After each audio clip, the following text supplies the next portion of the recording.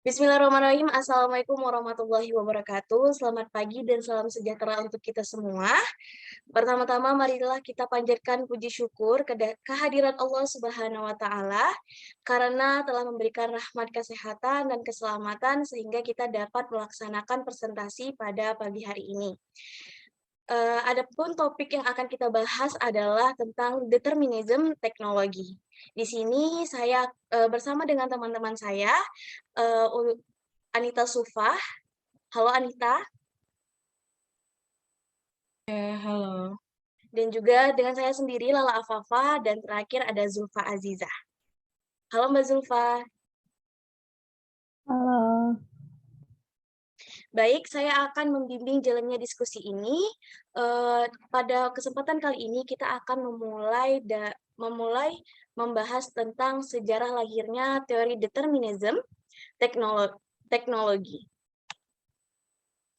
Determinism teknologi adalah istilah yang pertama kali diciptakan pada tahun 1920 oleh seorang bernama Thorstein Veblen.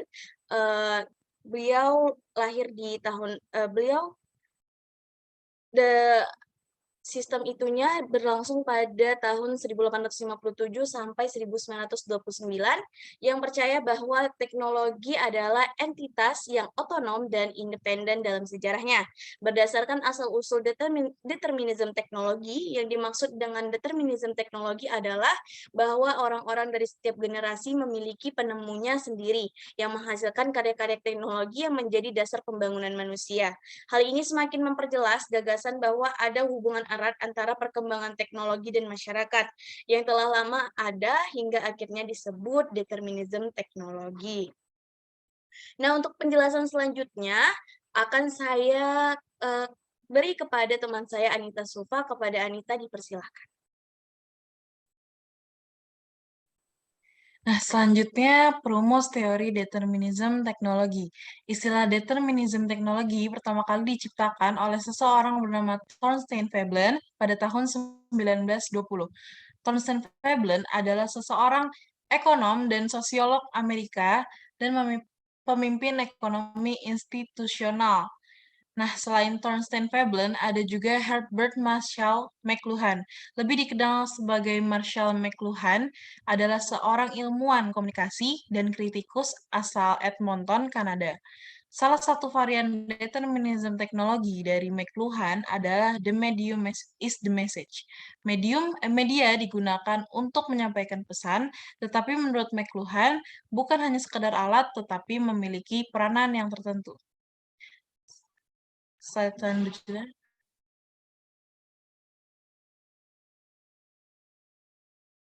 Selanjutnya ada pernyataan teori determinism teknologi. Determinism teknologi memiliki teori reduksionis. Teori ini bertujuan untuk menjelaskan hubungan kausal antara teknologi dan sifat masyarakat. Teori ini berusaha menjelaskan siapa atau apa yang dapat mengelola personel. Teori ini mempertanyakan seberapa besar pikiran dan perilaku manusia dipengaruhi oleh faktor teknologi. Teknologi dipandang sebagai penggerak budaya masyarakat dan menentukan aliran sejarah. Selanjutnya akan saya berikan kepada teman saya, Zulfa Aziza.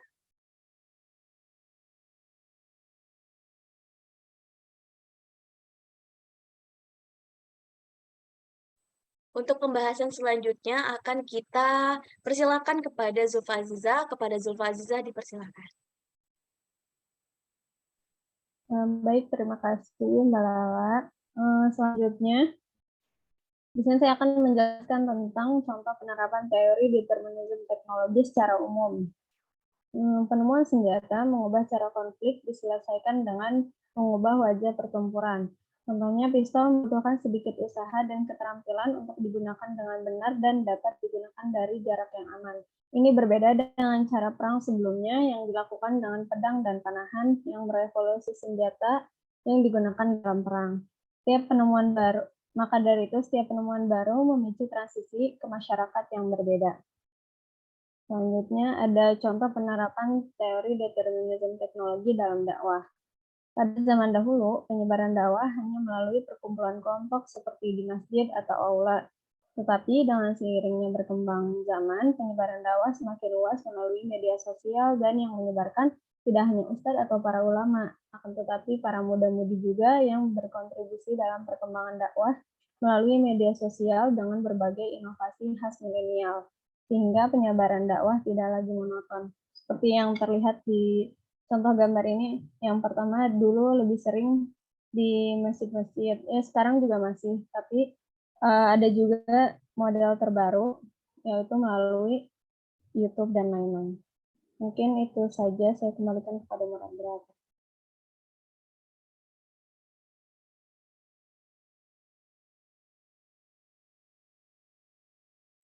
Baik, terima kasih atas penyampaian materi dari Mbak Anita dan Mbak Zulfa. Nah, di sini dapat kita tarik kesimpulan bahwa teori ini pertama kali dikenali oleh Thorstein Veblen pada tahun 1920, kemudian dikembangkan lagi oleh Herbert Marshall McLuhan. Determinisme teknologi mengubah cara pandang masyarakat seiring berkembangnya zaman. Contohnya, pada zaman dahulu berperang menggunakan pedang, lalu berkembang dengan menggunakan pistol, bom, dan media. Dan sekarang juga bisa kita lihat bagaimana sistem dakwah. Dakwah dalam Islam juga yang dulu itu hanya monoton di dalam masjid, disampaikan kepada orang-orang dalam skala yang dikumpulkan dalam satu tempat, tapi sekarang kita bisa menikmati dakwah dimanapun kita berada. Yang kitanya itu berada di suatu pulau, kita bisa mendengarkan ceramah dari ustadz yang berada di pulau lain. Mungkin sekian dari kami, lebih dan kurangnya mohon maaf. Kita tutup dengan doa kafaratul majelis. Subhanakallahumma wa bihamdika asyhadu alla ilaha illa anta astaghfiruka wa atubu ilaik. Wassalamualaikum warahmatullahi wabarakatuh. Waalaikumsalam warahmatullahi wabarakatuh.